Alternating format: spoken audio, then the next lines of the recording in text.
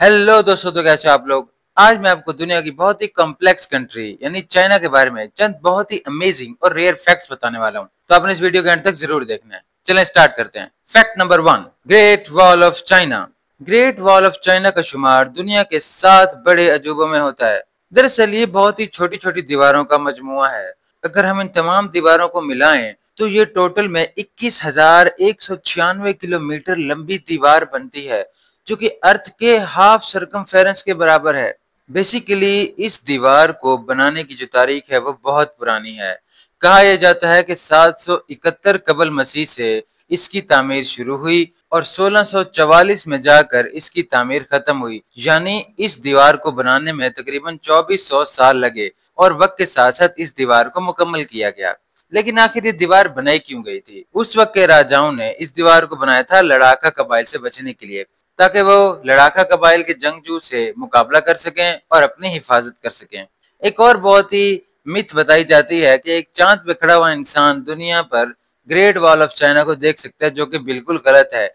Even के अर्थ को भी आप देखें तो आपको थोड़ा जूम करना पड़ेगा, तब जाकर आपको एक ग्रेट वॉल ऑफ चाइना नजर आएगी।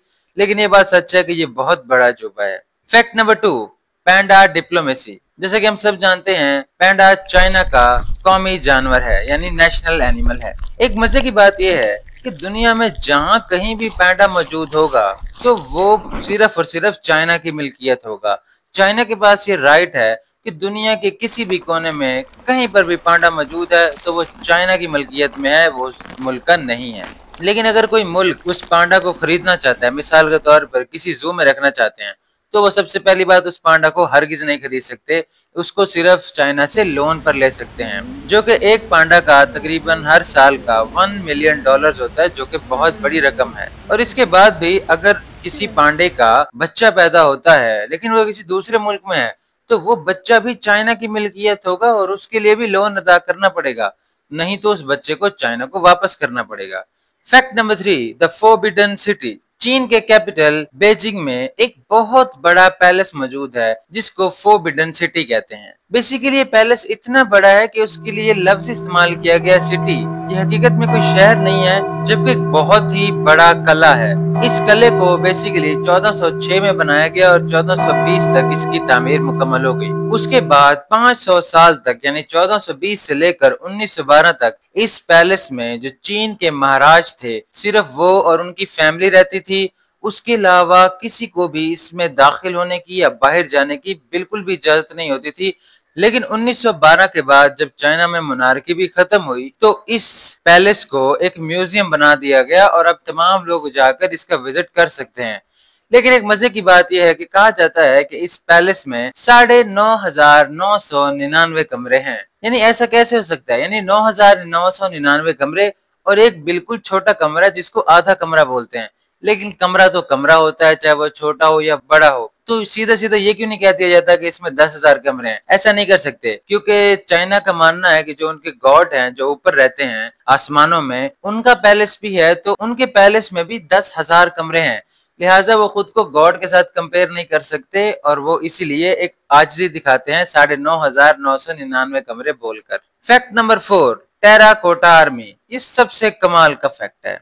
आज से तकरीबन 2000 साल पहले चीन के बहुत ही अजीम तरीन राजा किन शी हुआंग, जब वो 13 साल की उम्र में राजा बने, तो उन्होंने हुक्म दिया कि मिट्टी की बहुत बड़ी फौज बनाई जाए और जब उनको दफन किया जाएगा तो उनके साथ साथ उस फौज को भी दफन किया जाए, ताकि जब वो मौत के बाद वाली जिंदगी में जागे तो उनके साथ फौज हो और वहां पर भी वो हुकूमत कर सके। लेकिन दोस्तों ये कोई मजाक की बात नहीं है, क्योंकि 37 साल तक क्ले से फौज को बनाया गया। उसमें तकरीबन 8,000 सिपाही बनाए गए, 130 सवारियां बनाई गई और 520 घोड़े बनाए गए, जिनको बनाने के लिए स्पेशल क्ले का इस्तेमाल किया जाता था, जिसको टेराकोटा क्ले कहते थे।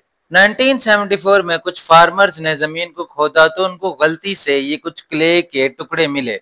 तो आर्कियोलॉजिस्ट ने जब इसको खोदा तो वहां पर हजारों की तादाद में सिपाही मौजूद थे। लेकिन सबसे कमाल की बात तो ये है कि अगर हम 8,000 सिपाहियों को देखें तो उनमें से किसी एक की शक्ल भी दूसरे से नहीं मिलती। यानी इतनी मेहनत से उनको बनाया गया था जैसे एक वाकई कोई मुकम्मल फौज है। इसके अलावा ये भी बताया जाता है कि इनके ऊपर मुकम्मल रंग भी किया गया था, जैसे कि इंसानों पर होता है, लेकिन वक्त के साथ साथ वो रंग उतर गया।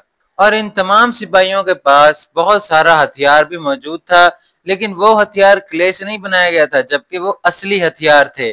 Fact number 5, the largest mountains. China में दुनिया का सबसे बड़ा माउंटेन एवरेस्ट मौजूद है, लेकिन यहीं पर ही बात खत्म नहीं होती। ठीक दुनिया का दूसरा बड़ा माउंटेन K2 भी चाइना में ही मौजूद है। लिहाजा चाइना एक ऐसा मुल्क बन जाता है जिसमें दुनिया के 2 सबसे बड़े पहाड़ मौजूद हैं, जिसमें माउंट एवरेस्ट जो कि दुनिया का नंबर 1 पहाड़ और इसकी ऊंचाई है 8,848 मीटर, जो कि चाइना और नेपाल के बॉर्डर पे मौजूद है। इसके अलावा K2 जो कि दुनिया का दूसरा बड़ा पहाड़ है, जिसकी ऊंचाई है 8,611 मीटर, जो कि पाक चाइना बॉर्डर पे मौजूद है।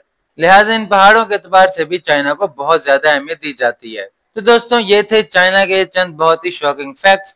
नेक्स्ट वीडियो में मैं मजीद कंट्रीज के फैक्ट्स के बारे में बताऊंगा। तब तक के लिए अल्लाह हाफिज।